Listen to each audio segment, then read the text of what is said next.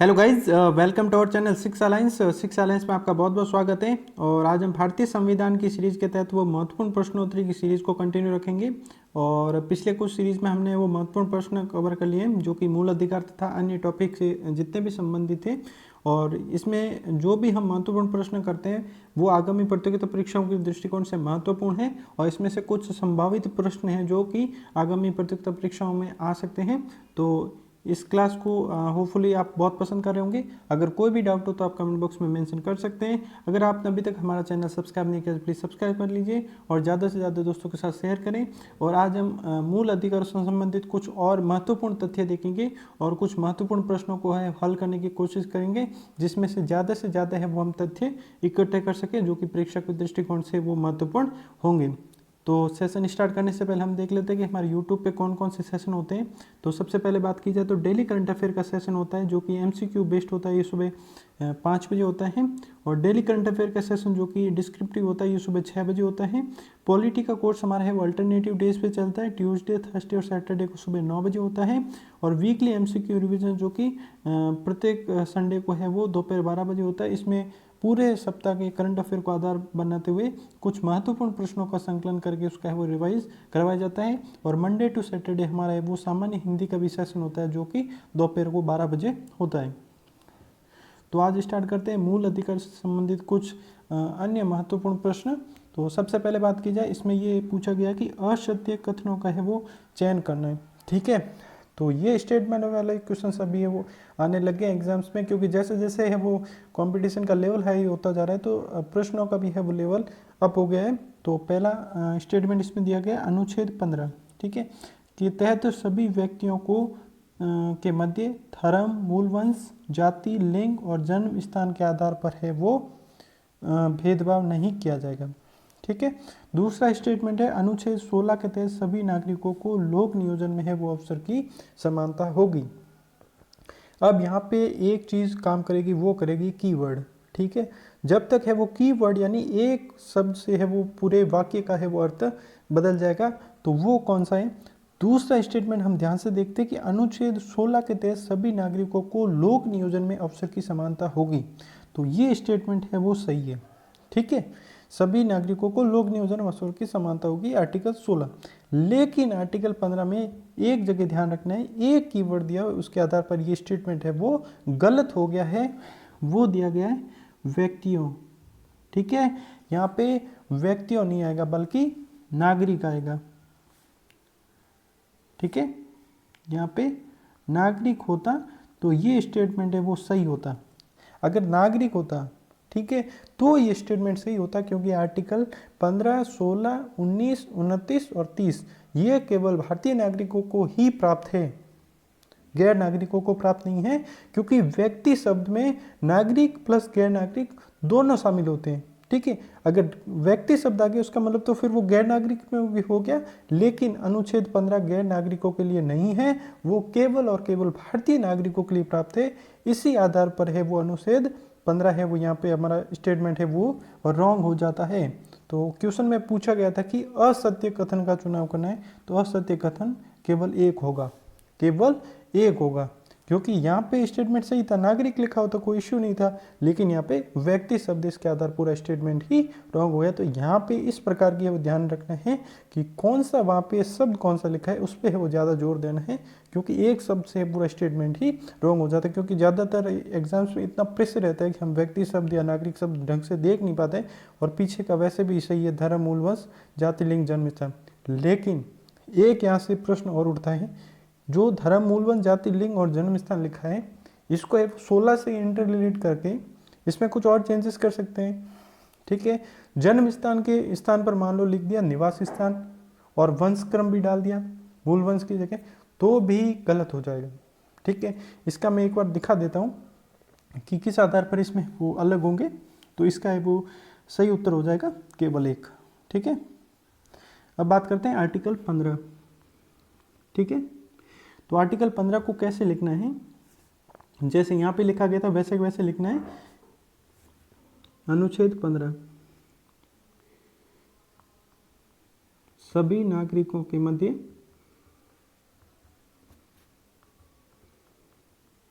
ठीक है धर्म, पहला हो गया धर्म, दूसरा मूल वंश, धर्म, मूल वंश, जाति, लिंग, ठीक है, जाति, लिंग तथा जन्म स्थान के आधार पर भेदभाव नहीं होगा, भेदभाव नहीं होगा।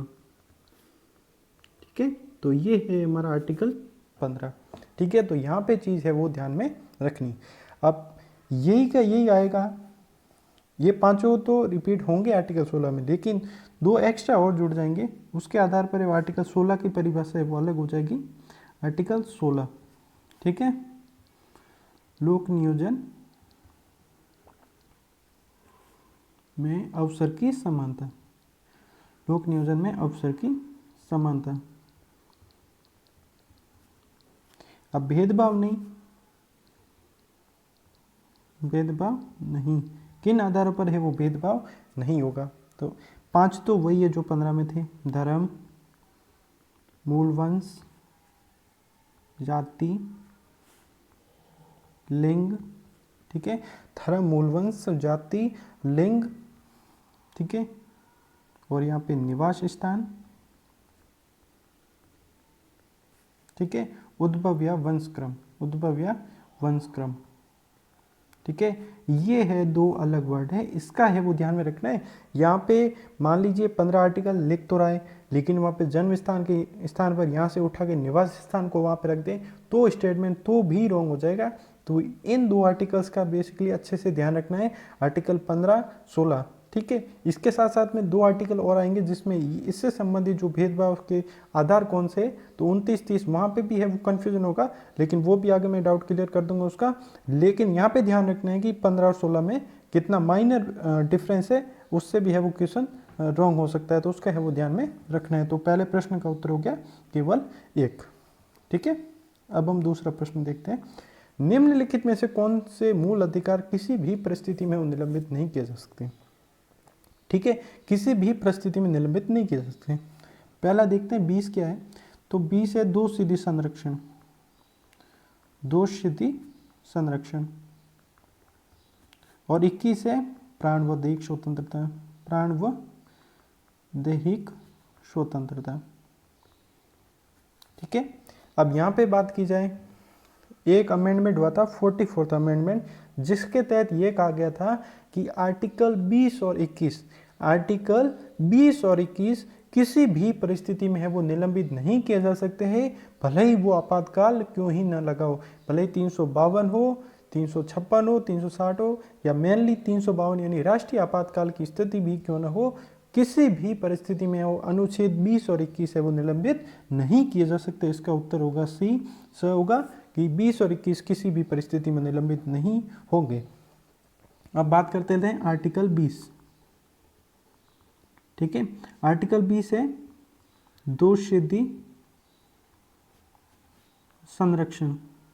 ठीक है, अब दोष सिद्धि संरक्षण में क्या संरक्षण प्राप्त है। ठीक है, अब बात करना, ये केवल नागरिकों को नहीं प्राप्त है, 20 सभी व्यक्तियों को प्राप्त है, ये ध्यान रखना। पहला, दोहरा दंड नहीं, दोहरा दंड नहीं। यहाँ पे वो अच्छे से ध्यान रख के सुनना कि कौन से में क्या है। दोहरा दंड का मतलब है, मान लो किसी कर्मचारी द्वारा कार्यालय दंड दिया गया हो, यानी उसको कार्यालय से भी निकाल दिया और न्यायपालिका द्वारा भी दंडित किया गया हो, तो वो दोहरे दंड में नहीं आएगा। यानी न्यायपालिका द्वारा दो दंड उसको नहीं दिए सकती, एक अपराध के लिए दो सजाएं नहीं दी जा सकती, लेकिन अगर कार्यालय द्वारा उसको सस्पेंड किया गया वो भी सजा है तो वो सजा लगे, उसको आप दोहरा दंड नहीं मान सकते। लेकिन न्यायपालिका द्वारा है वो दोहरा दंड नहीं दिया जा सकता, ये चीज़ ध्यान रखना। अगर कहीं ये पूछ लिया, बोल दिया जाए कि उसको कार्यालय द्वारा भी दंडित किया गया तो वो अलग होगा, अगर इसको निकाल दिया जाता है वो अलग चीज़ हो जाएगा, वो दोहरे दंड में नहीं आएगा। ठीक है, तो पहला है दोहरे दंड नहीं दिया जा सकता, उसे संरक्षण। ठीक है, दूसरा, खुद के विरुद्ध साक्ष्य हेतु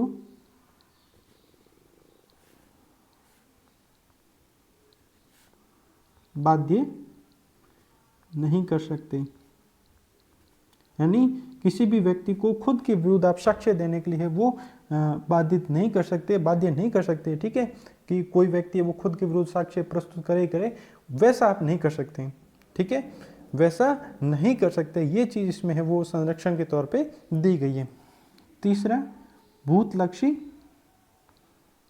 ठीक है, भूतलक्षी। ठीक, अब इसको भूतलक्षी को ऐसा समझना है जैसे मान लो किसी अपराधी ने आज अपराध किया हो और अब तक ये कानून था कि उसको 2 वर्ष की सजा होगी, ठीक है, लेकिन उसने है कल है वो उसी कानून में संशोधन हो गया, अपराध तो उसने आज कर दिया लेकिन संशोधन है वो कल हुआ है, कल आने वाले कल में है वो संशोधन हुआ है और सजा बढ़ा के वो 4 साल कर दी गई। तो वो जिसने अपराध किया उसको है वो सजा 4 साल की नहीं मिलेगी, 4 साल की नहीं मिलेगी सजा, ठीक है, उसको सजा है वो 2 ही साल की मिलेगी, क्योंकि जिस दिन अपराध किया था उस दिन तक वो 2 साल की सजा थी, भले ही वो आज चेंज होकर 4 साल की होगी लेकिन सजा उसको 2 साल की मिलेगी, न कि 4 साल की मिलेगी, ये चीज़ ध्यान रखना। लेकिन उसने आज अपराध किया है, आज सजा का प्रावधान है 4 साल का, ठीक है, और आने वाले कल में उसमें संशोधन हो जाता है, तब तक इसको वो सजा का प्रावधान नहीं सुना गया और उसमें ये कर दिया कि 4 साल की सजा को 2 साल में कन्वर्ट कर दिया, तब उस व्यक्ति को 4 साल की सजा नहीं मिलेगी, उस व्यक्ति को 2 साल की सजा मिलेगी, क्योंकि उसको कम कर दिया गया तो उसका वो फायदा ले सकता है, उसको कम मिलेगी। लेकिन पहले ज़्यादा थी उसके बाद में उसको कम कर दिया, फायदा मिला, पहले कम थी बाद में उसको ज़्यादा बढ़ा के कर दिया तो उसको है वो बाद में बढ़ी हुई सज़ा नहीं मिलेगी, जो पहले थी उतनी ही सज़ा मिलेगी। तो ये कन्फ्यूजन वाला है, उसको अच्छे से समझ लेना। एक बार फिर से बता देता हूँ मैं, भूतलक्षी प्रावधान से संबंधित इसमें ये, मान लो किसी अपराधी ने आज अपराध किया है और आज उसकी सज़ा का प्रावधान 4 साल का है, तो अगर मान लो आने वाले कल में उसमें संशोधन होकर अगर वो सज़ा का प्रावधान है वो 6 साल हो जाता है, लेकिन फिर भी है वो अपराधी को 4 साल की ही सज़ा मिलेगी, न कि 6 साल की, क्योंकि 6 साल का प्रावधान है वो अपराध करने के बाद है वो उस कानून में संशोधन किया गया। लेकिन मान लो उसने आज अपराध किया, आज सजा का प्रावधान है 4 साल का, लेकिन उसको आने वाले कल में उसमें संशोधन किया जाए और उसकी सजा को जो प्रावधान है 4 साल से कम करके 2 साल की सजा का प्रावधान कर दिया जाए, तो उस अपराधी को है वो सजा 2 साल की मिलेगी, न कि 4 साल की मिलेगी। ये चीज़ है वो ध्यान में रखना है, ठीक है। तो ये है आर्टिकल 20। उसके बाद में बात की जाए आर्टिकल 21, ठीक है, ये प्राण व दैहिक स्वतंत्रता, प्राण व दैहिक स्वतंत्रता यानी राइट टू लाइफ, यह है गौरवपूर्ण जीवन जीने का अधिकार। प्राण और दैहिक स्वतंत्रता को विधि द्वारा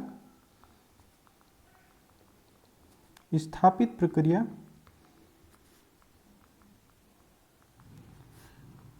के अलावा अन्य प्रकार से वंचित नहीं किया जाएगा, नहीं किया जाएगा, ठीक है, इस चीज का ध्यान रखना। तो इसमें होगा गौरवपूर्ण जीवन जीने का अधिकार, जीवन जीने का अधिकार, ठीक है। तो ये आर्टिकल 21 के तहत है वो बताया गया, ठीक है। तो ये हमने देख लिए आर्टिकल 20 में क्या है, आर्टिकल 21 में क्या है, और आपातकालीन परिस्थिति में किसी भी आधार पर है वो 20 और 21 का है वो निलंबन नहीं किया जाएगा, ठीक है। ये हो गया क्लियर। अपने 20 भी देख लिया, दोष सिद्धि के संबंध में संरक्षण, नहीं दोहरा दंड नहीं दे सकते, खुद के विरुद्ध साक्ष्य के लिए प्रस्तुत बाध्य नहीं कर सकते, और भूतलक्ष्य से संबंधित प्रावधान क्या था। और आर्टिकल 21 प्राण व दैहिक स्वतंत्रता यानी जो विधि के द्वारा स्थापित प्रक्रिया के अलावा किसी भी आधार पर वंचित नहीं किया जाएगा, गौरवपूर्ण जीवन जीने का अधिकार, ठीक है। अब नेक्स्ट क्वेश्चन, इसमें बात करते हैं जो कि आर्टिकल 29 और 30 का मैंने बोला था कि 15 और 16 में जैसे प्रावधान है कि किन किन आधारों पर है वो इनमें भेदभाव नहीं किया जा सकता, उसी आधार पर है इसमें भी देखना है। पहला स्टेटमेंट इसमें यह है कि अनुच्छेद 29 के तहत प्रत्येक व्यक्ति को अपनी भाषा, लिपि और संस्कृति बनाए रखने का अधिकार होगा, ये पहला स्टेटमेंट है। दूसरा स्टेटमेंट है कि अनुच्छेद 29 के तहत शिक्षण संस्थाओं में प्रवेश के संबंध में धर्म, मूल वंश, जाति और लिंग के आधार पर वंचित नहीं किया जाएगा, ठीक है। अब इसमें मैंने वो पहले ही बोला था कि कीवर्ड का है वो ध्यान में रखना जरूरी है, ठीक है, सत्य कथन का बोला है। तो पहली बात में आर्टिकल 29, और मैंने पहले ही बता दिया था आर्टिकल 15, 16, 19, 29 और 30 किसको प्राप्त है? केवल भारतीय नागरिकों को प्राप्त है। और यहाँ पे है वो फिर से व्यक्ति शब्द का है वो उल्लेख कर दिया गया है। इसके आधार पर ये स्टेटमेंट है वो रॉन्ग हो जाता है। ठीक है, इसके आधार पर ये स्टेटमेंट है वो रॉन्ग हो जाएगा, क्योंकि यहाँ पे व्यक्ति शब्द नहीं आएगा, नागरिक आएगा। आर्टिकल यानी अनुच्छेद 29 के तहत प्रत्येक नागरिक को अपनी भाषा, लिपि तथा संस्कृति बनाए रखने का अधिकार होगा। ठीक है, यहाँ पे व्यक्ति शब्द का यह प्रयोग न करके नागरिक शब्द का प्रयोग किया जाएगा, तभी ये वो कथन सत्य होगा, अन्यथा नहीं। ठीक है, अब दूसरे स्टेटमेंट की बात करें, अनुच्छेद 29 के तहत शिक्षण संस्थाओं में प्रवेश के संबंध में धर्म, मूल वंश, जाति और लिंग, 4 आधार बताएं। धर्म, मूल वंश, जाति, लिंग। ठीक है, यहाँ पे एक चीज फिर आ गई, कीवर्ड। कीवर्ड क्या है कि आप लिंग के आधार पर भेदभाव यहाँ पे कर सकते हो। आर्टिकल 29 के तहत में लिंग के आधार पर है वो बात नहीं की गई है। ठीक है, तो यहाँ पे ये चीज ध्यान रखना, ये कीवर्ड है, इसके आधार पर ये स्टेटमेंट है वो रॉन्ग हो जाएगा। ठीक है, लिंग, यहाँ पे लिंग के आधार पर नहीं बल्कि भाषा के आधार पर है, उसमें वंचित नहीं किया जाएगा। यहाँ लिंग की जगह लिखा, अगर भाषा लिखते तो ये स्टेटमेंट है वो सही हो जाता है, ये स्टेटमेंट सही हो जाता है, क्योंकि धर्म, मूल वंश, जाति और भाषा के आधार पर आपको वंचित नहीं किया जाएगा। ठीक है, लिंग के आधार पर वंचित किया जा सकता है, लेकिन भाषा के आधार पर वंचित नहीं किया जा सकता। इसके आधार पर इसमें बोला गया था सत्य कथन का चयन करने के लिए, तो सत्य कथन 1 और 2 दोनों भी नहीं है, तो 4th ऑप्शन है हमारा करेक्ट हो जाएगा।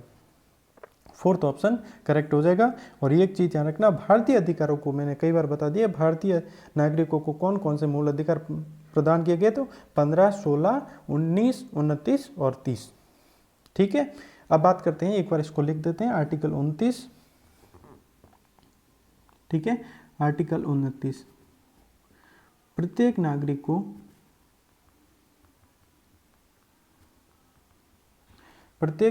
को अपनी